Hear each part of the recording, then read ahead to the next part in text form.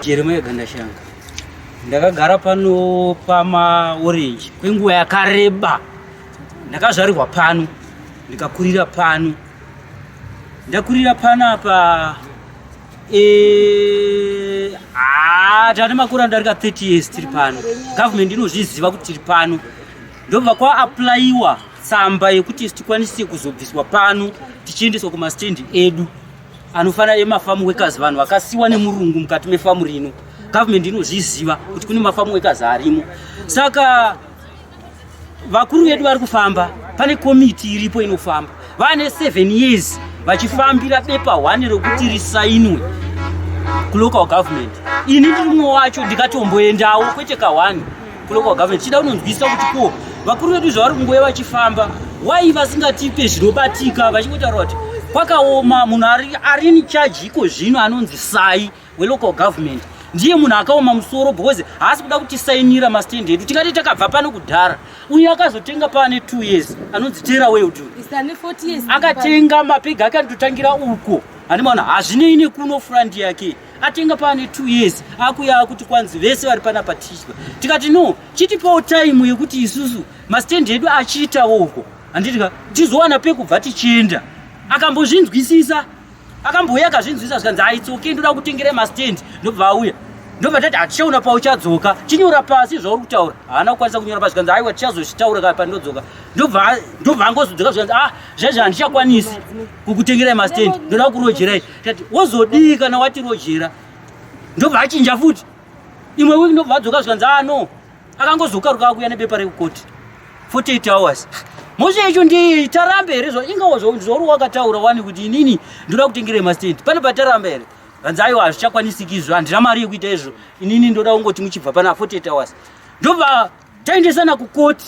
Handiti koti haina kutongwa zvakanaka sevanhuwo vasina mari. Hatizi kuti mafamu workers tiri mhuka here, bozi koti haina kwanisa kutimirira. Jaji akangotitora muchirumu zviya zveprivate zviya zvekungoiswa muchikona kwakungonzi haimimi nokuti hamuna bepa hatikutarisi.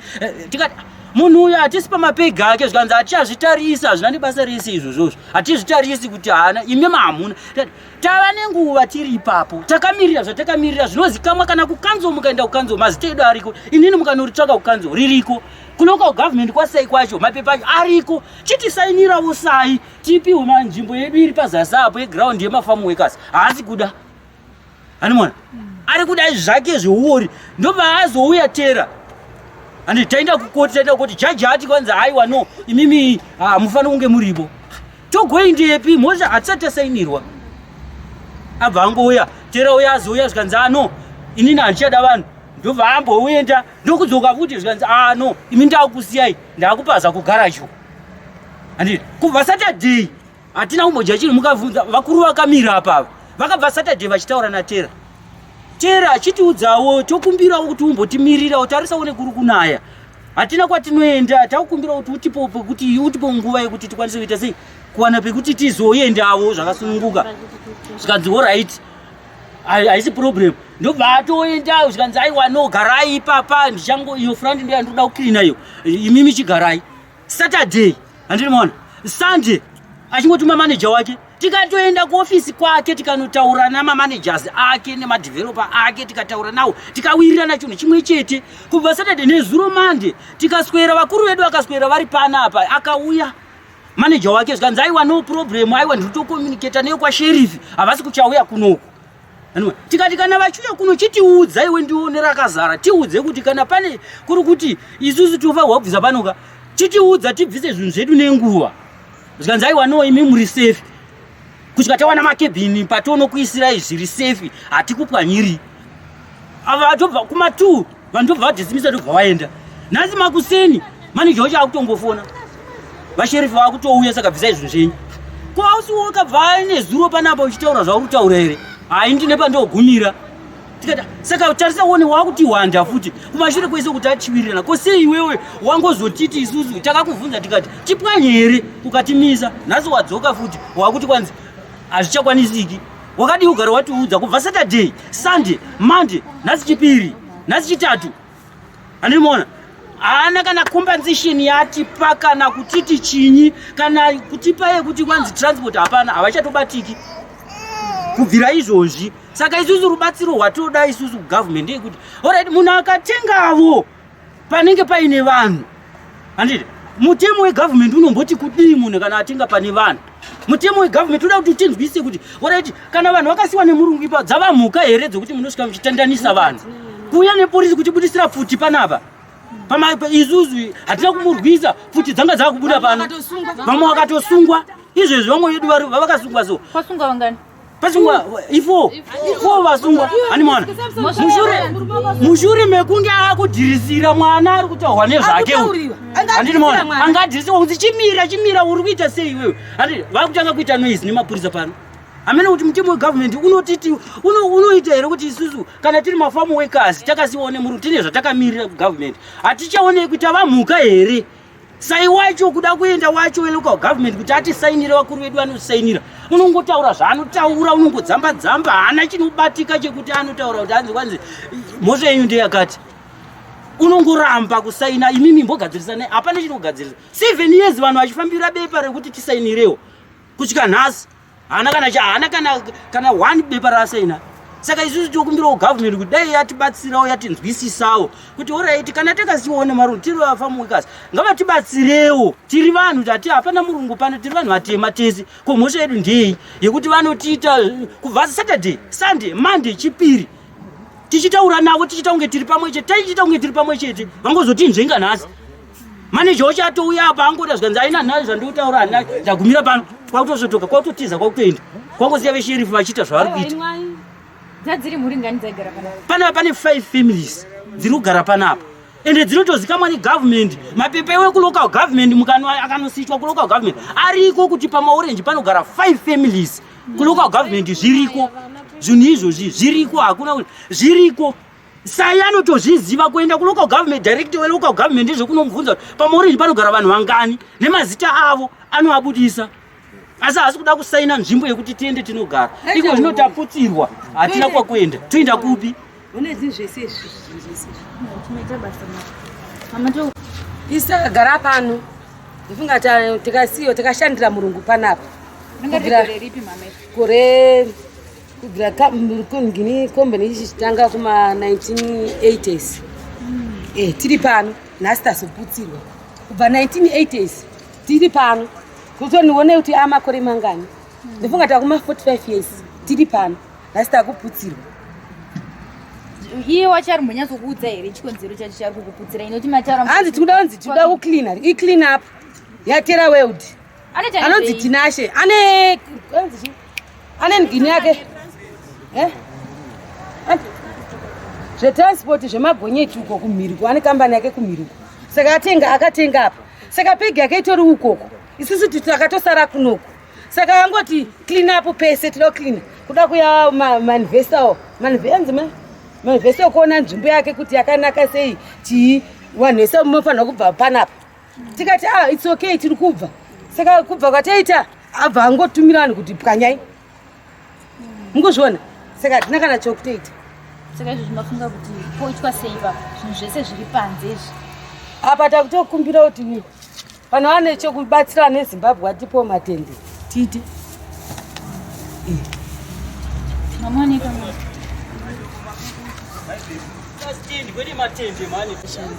ndakarorwa panapa 2007 masende ndari yanga achitaura ndakabara vana 5 ndiri panapa kusvikira parizvo nzvimbo yedu yakatanga kuti mafarm workers 2013 vachifambira kusvikira pari nhasi tera world akatenga nzvimbo yake 2 years atova nematitle deeds asi isusu hatina tiri kukumbirawo kuti hurumende dai yatinzwawo vatipowo mastendi kana dzimbo zvacho zvokuti tigarewo nokuti chero tiri mafarm workers hatisi mhuka katiri vanhu tiri kukumbirawo pekugara kuti dai vatibatsirawo nepekugara izvo zvitine vana vamwe vabva kuchikoro vamwe vasati zvimwe zviri kuyamwa zvimwe zvimundumure mamwe madheva hatombokwanisi kana kuita basa kana kuita sei saka tiri kukumbira kuti hurumende dei yatinzwawo chere sai wachoniwo vambokwanisawo kutaurawo kana nayewo atisainirawo mapepa eduwo kuti mastenzi edu abude tikwanisewo kuvakirwa sezvo tera world wachona itaura uchiti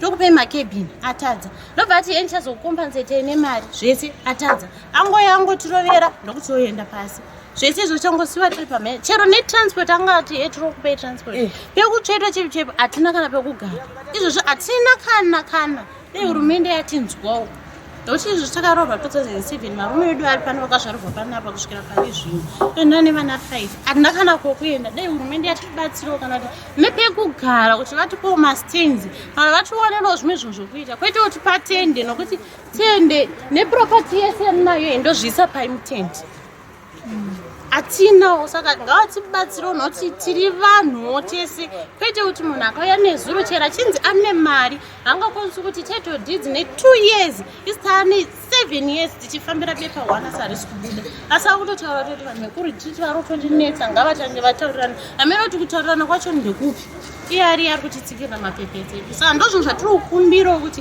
vana hatina zvokuita izvo zvichero kuti mwana abude mumba achiti ari kubuda pai achiti ari kuenda chikoro chero kunzi anonodzidza chiiwo mwana achibuda pakadewo so achirara pasango kudai chero izvo zvimudziyo zvedu zvachoni zvikaita ukuvata nhasi namangwana ndomuka zvinhu zvese zvava izvi zvetu izvo nokuti unenge wane hope izvo kubva marimwe zuro cheicheko varume havasombodyawo pamwe isu tisingatomudyawo nenyaya yekuti tinoyamwisa hatina kana option kana chii ngavatibatsirewo ndo zvatiri kungochema kuti mhuri yezimbabwe ngaitionewo chete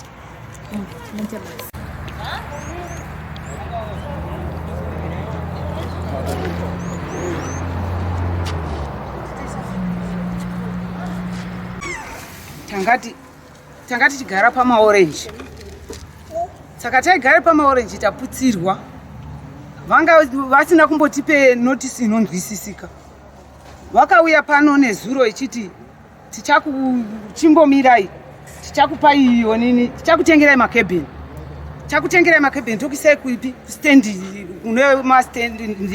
kuna ground redu tokutsvetai ikweyo mobva madi mombogara mozopuwe mastendi mozodii mozovaka saka nhasi tazoona ouya kwakutoti tauya takutokanyirai saka ndobva tachibvise zvinhu manje ndakatomubereka mwana iye chibvise zvinhu atakatomubereka saka pandazopinda rokupedzisira ndopatozoti tikati onai makutondionini mwana kumusana makutondiroere mwana kumusana atatombete hozho ipo panze pachepo kwatitoti saka onai zvamakutonditira onai mwana haatombo haagari haatauri adi ane 5 years stendi makaitenga kunani uye makaitenga rini yaye famu pamakapiwa court order yacho yakanga yakakupai nguva yakareba sei kuti mugare kana kuti vakanga vatiti 48 hours ndo zvakanga ataura kwabva vanhu vechingoenda vachindotaura nawo iye chita sekunga munhu anonzwisise nyaya asi nyaya asingainzwisisi ndiani muridzo wefamu yacho aiwa muridzi atipadzira nditera wayoti atipadzira tinashe anoita nezvemunhu wakupatsirai tizivo kuti anoita nezve ane stendi yake iyo iri uko isu tiri unoko stendi yake iyo mosva yaazoti ari kuya kuzopatsira panapa ndeyekuti handoda kukilina saka iko zvino yeupi yamuri kudai mini kubva kune vari kuona ndeshe pona pekugara pakashata pekushata ino pano patichagara pere hapana isu tinode pekugara kuti chimwe chinhu chatinoda kubetserwa chakanyanya mastendi edu acho kuti abude asainwe kuri kuenda anhu kuti andoti tisainire ari kuramba sai ari kuramba kuti asaine kuti anhu atipuhwe mastendi ari kungotera chikonzero chari kurambira kusaina mastendi hakuna tisati takambonzwa chikonzero vanoenda isusu hai madzimai anisati ndamboenda ina asati ndamboenda vanoenda havo vechidzoka vanoti atisati tambonzwa chikonzero chacho kuti anoti anorambire Taurai. Isusu tarwadziwa nechitiko chaitika panapa. Chitiko chaitika panapa isu takakurira pano tikaberekerwa pano. Ende hatina kunge taramba. Pakauya achiuya nekotoda yake kuti tife. Takanyora tsamba secooperative kuti vanhu vedu takukumbira kuti pane zvibage pane pekugara. Takaenda kwa-DCC kwamati nyanya. Tikabvako tikanzi tiende kuprovince, kwa province ZANU-PF. Takanosvika ikoko akanyora tsamba, akabvumirana nesu zvotanga tanyora tsamba. Nezuro pakauya pakandizvo uyai, pakuya kuzopaswa kasi pachapaswa uko kumaorenji kune mamotikari chete ndokuri kutorwa vanhu havasi kupazirwa. Tazoshamisika nhasi vakuuya vakusvopasa dzimba dzese idzi. Vakungopazira vanhu zvisina kana chii kutopasa zvokuda kutokunga vanhu vauya navo vesherifa tauda kutorwisana nesu vakupazira vanhu havana pekuenda. Saka toenda kupi nezvinhu izvo mvura ichinaya. Shambare wacho kuti ataura hazoda kutaura but ndiye angachiti vanhu havasi kupazirwa. Nhasi angofuma atipazira apa hapana notice yekuti bvai kana kuti angakawirirana nesu kuti aiwa musi kupazirwa. Saka toita sei tiri maZimbabwean tiri kurarama munzvimbo yemusangano tinovhota. Saka todii takatosvikawo kwa-province nechichemo chedu tiri kurwadziwa. Ruzhinji rweZimbabwe kana ruchizvinzwa ngarutibatsire. Izvozvi kune vana vedu vangachitora mavhidhiyo vasungwa vaenda Waterfalls police station vakatobutisirwa pfuti vachimhanyiswa vakaendwa navo. Kana zviri pamutemo vavasungirei. Kana zviri pamutemo rambidzirei mavhidhiyo kuti atorwe. Tiri kurwadziwa. Isusu tarwadziwa nezvaitwa nevanhu nekuti titori vanhu vatinorwadziwa. Vana vedu vanga vachitora mavhidhiyo kuti zvinhu kazvinhu tokumbira rubatsiro iwo mbva warambidza. Mumwe wacho akatobudisa pfuti vakatotichikidzira vese kuti isusu muri kutoona takangoungana kudai titoriwo maCID.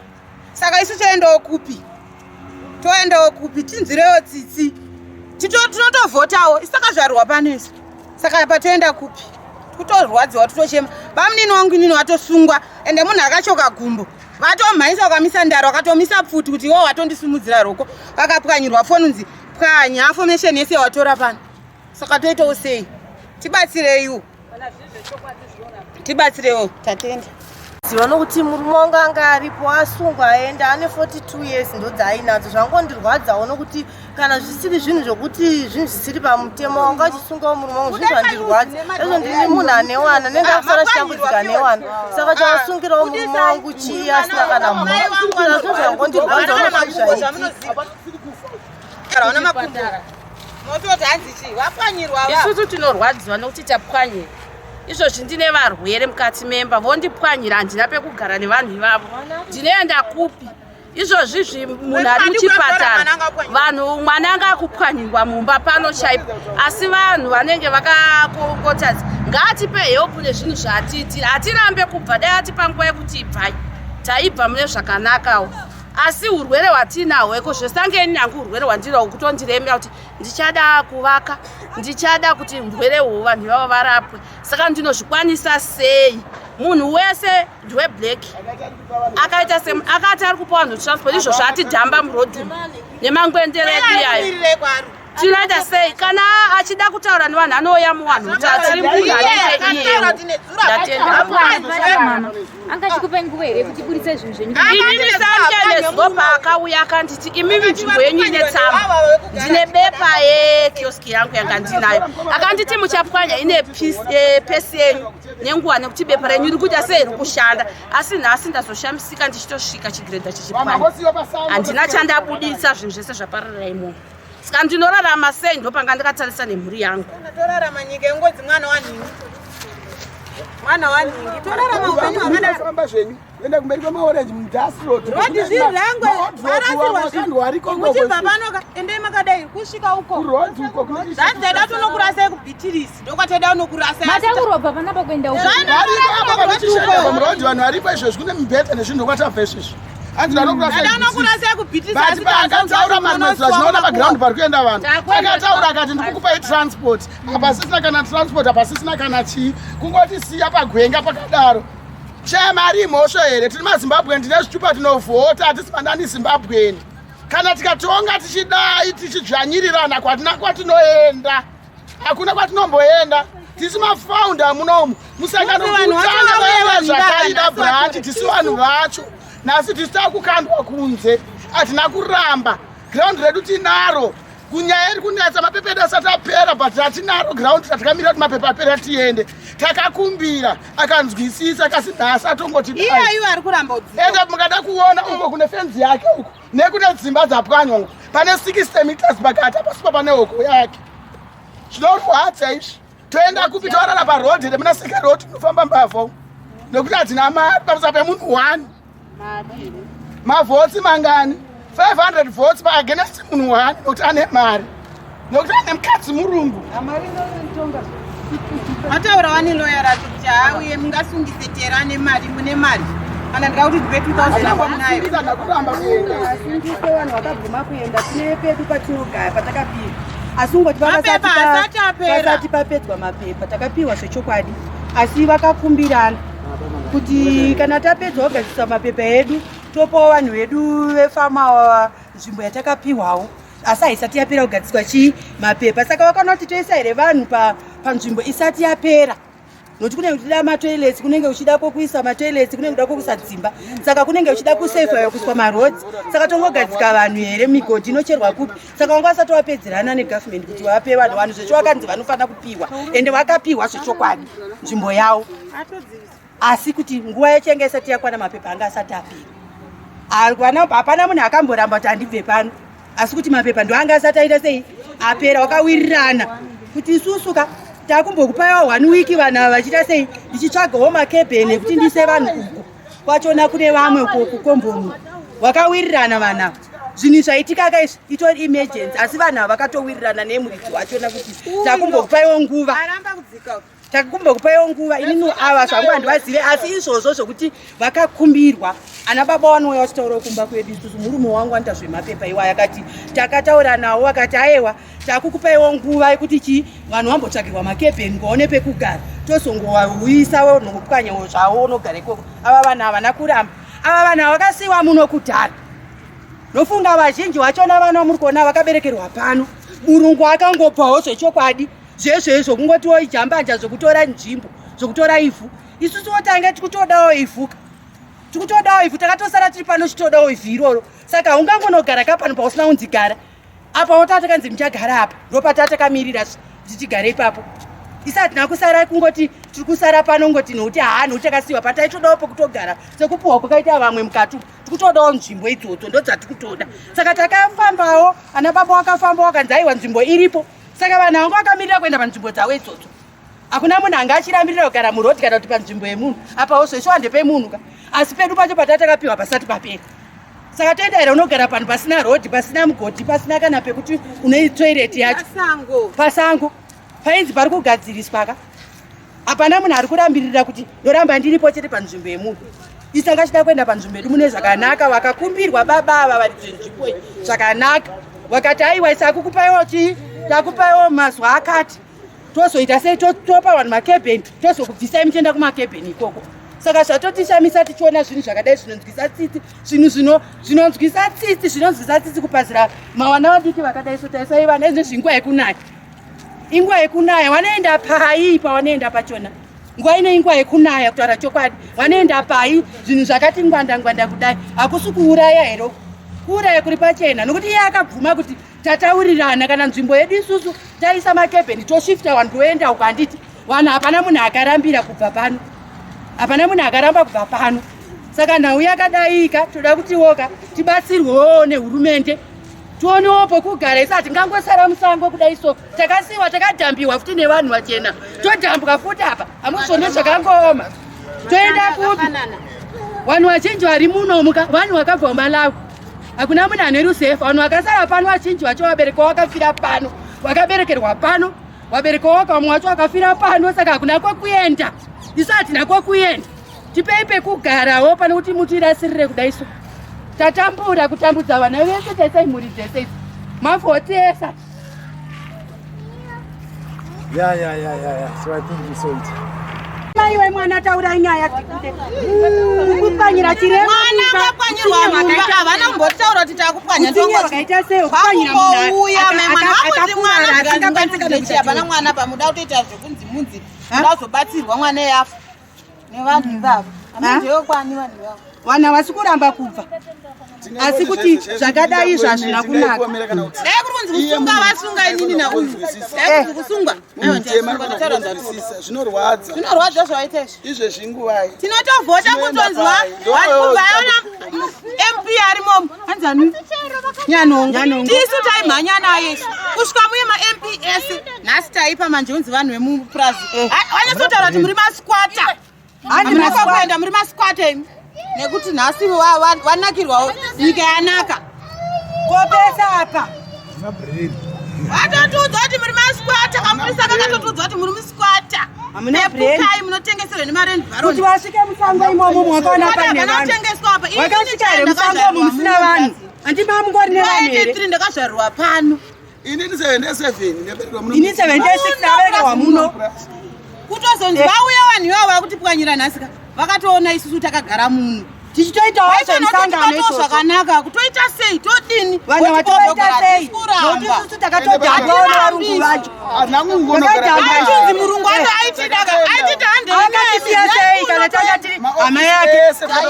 Akatisiya sei. Akazotisiira murungu. Tina ukama naye. Isiri vanhu vatema tikutodope kugara. Tutapadope kugara. Dai aitida murungu aitida handei vana vangu makandishandira handei. Hatina ukama nevarungu izvo. Ndodaita hatina ukama nawo dai takaenda nawo. Dai takaenda nawo. Totofambirawo mapepa edu. Tigarewo pakanaka. Hatina ukama nawo. Takasara pane makore manga takasara pano.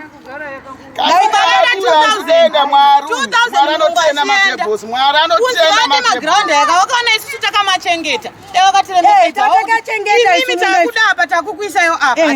Takanaka. Manje watotosvika manje ndotoudza kuti muri masquatter. Tisadarano tiri maZimbabwean tese. Kutovhota. Nekunzi nhasi ana teri vane mari apa.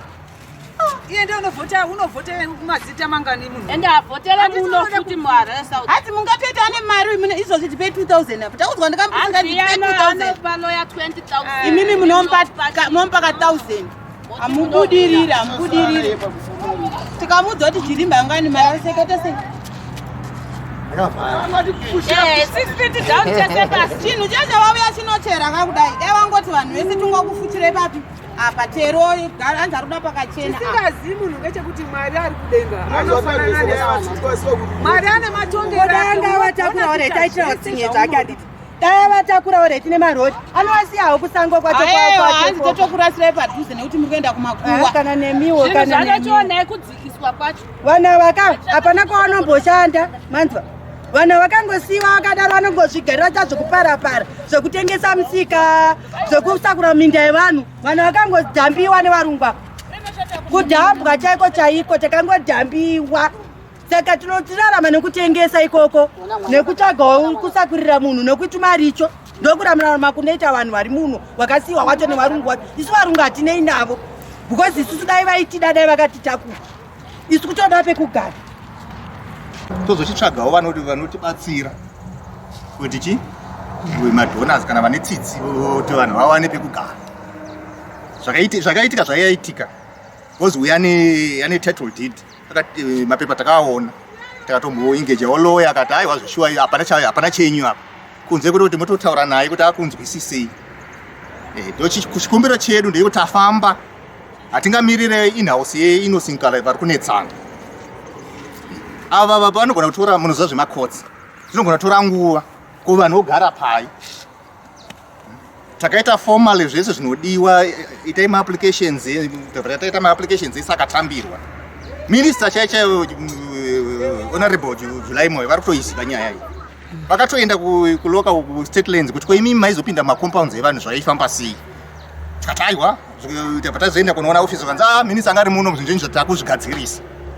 From 2013 takatanga tina director musha watu vachizosiya basa tikuzouya amai chikotera vakazochinjwa pauya Mr. Sai, director Sai ndo vachifanira kuchipedzerawo basa.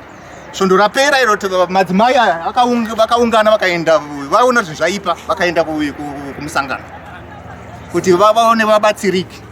Vasvika kumusangano takashevedzwa isusu executive uyai nemapepa enyu tione kuti muri kumboita sei nevanhu ava.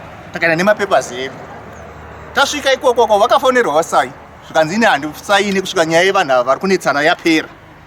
Isusu takaenda ndifomali netsamba tikati aiwa chiseparetai vari kunetsana hatisirisi. Takanyora tsamba yekuti vaseparate because isu tupiwa 1.5 imwe cooperative ipiwa 2 hectares.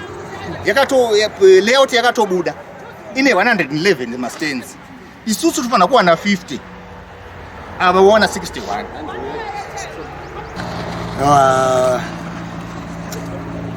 Maxwell is my name, and I'm a pastor. The first religious leader to come open about his HIV single status in Zimbabwe. I think way back around 2004, when HIV was still a lot of stigma, a lot of discrimination, but we really thought it was worth it to break the silence around, especially the religious area. Yeah, I was born and raised on this farm retreat. My parents worked here. My mother is still alive. She's old now. I'm the last born in our family. My background here is all that it has to do with this farm. Of course, we did what we did, but at the end of the day, I worked here, I had my family here. So I'm one of those people who had been staying up until today. Sometimes it's just pathetic and so painful, you know. My condition, my health condition, normally does not allow me to be exposed to such things. Automatically, it compromises your immune system. And HIV always take advantage of it. Having done a lot for the nation, having done a lot for the health, having done a lot to just make sure that a lot of people now, they know their HIV status, and we thank God for what the government is doing now with the availability of the ARVs. Yeah, we have been living in harmony with the 5 families up until today. We had never resisted any, but we feel, as we say, shelter is a right. No one has resisted any movement. Yes, at the end of the day, it's inevitable. We understood it's going to be an industrial area, despite the fact that this has been one of the farm compounds. And all the promises that this developer had said and really given us hope in terms of relocation, nothing has been fulfilled. So this is the lot that we can see now, to which we are still yet to come up with terms of from today going forward, where exactly. Then we ask ourselves, so where is the human face in the wake of this? Where, and we talk of human rights, don't we have a right to shelter? Okay, it's your place, but don't we have a right to shelter as Zimbabweans? We are not foreigners. I'm a second generation from my father, who hails from Malawi. And I was born here. I'm a Zimbabwean. At the end of the day, I'm a Zimbabwean. And we are yet to know, even if the local government would sell this piece to somebody. Why should we be labeled as squatters? Why should we be labeled as people who don't think? Why should we be labeled as street people? We had also contributed even to the building of this economy by contributing our taxes when employment was still there. Why should we be treated like second-hand citizens? Yet we are all Zimbabweans at the end of the day. But definitely this is so painful. So painful, so pathetic. Our health and the way that things have been done. Yeah, you cannot go against a court order. But at the same time, why the courts as if people are resisting? Why all the intimidation? Is it all about money? And now who is going to speak for the poor? So the poor has got no rights in Zimbabwe. The poor cannot be, and they are not allowed to think. The poor, anything can happen to them. So this is our scenario, this is the situation. We don't know. Politically, Harare South has always been up to the ruling party. And we are part of this process. Honestly, is it not derailing also all the efforts that we are trying to make 5 million votes for in the next elections? Hence we are going through such a bad, harsh treatment in the hands of the elite, in the hands of those who have got better and upper hands. Is it a crime to be poor at the end of the day? It's so terrible. Nobody deserves to be poor, but no one deserves to be treated in this manner. Honestly, no one deserves to be treated in this manner. We are not criminals. We are not second-hand citizens in our own motherland. Yes, we need the land, and this is the very land. We have never resisted anything. At the end, we don't understand it now.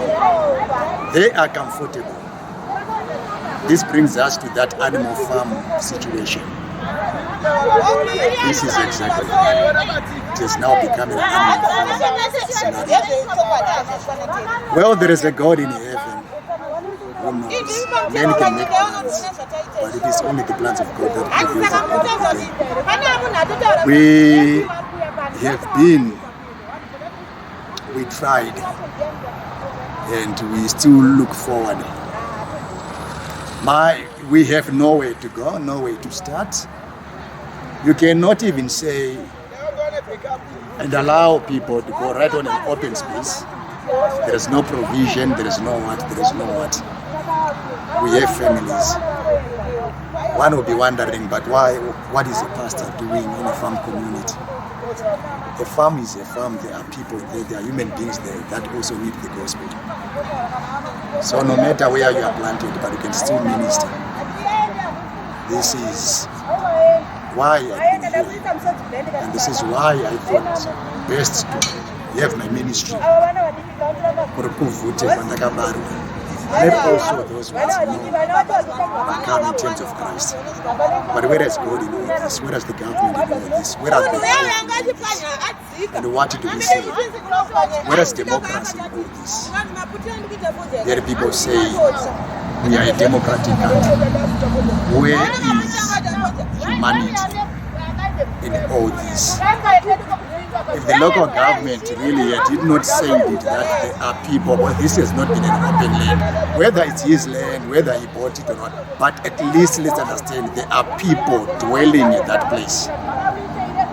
What have you done for them? What has the government done for them than dumping them just like this, as simple as all this? Guys, this is so bad. Really, this is so bad. Sometimes it's not blackmailing. We are shooting ourselves in the foot as far as human rights are concerned.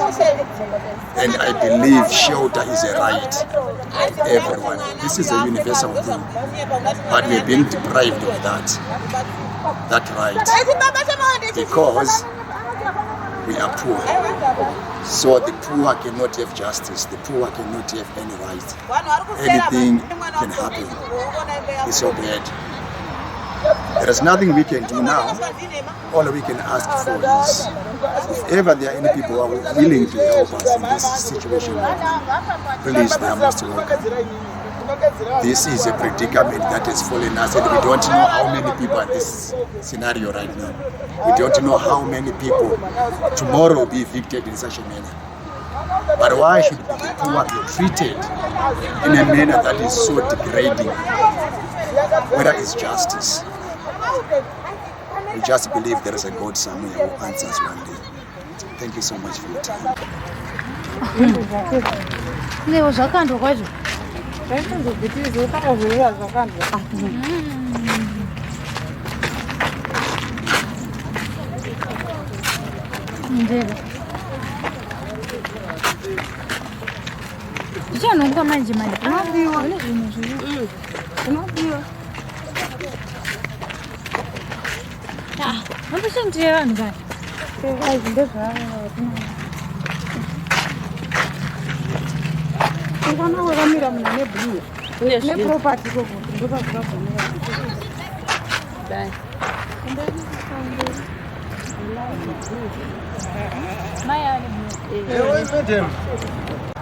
Then we must do what we are a democratic country, we are human rights are respected. And Globally, motor Zimbabwe wataura kuti tatimu muri kutengesa musanga.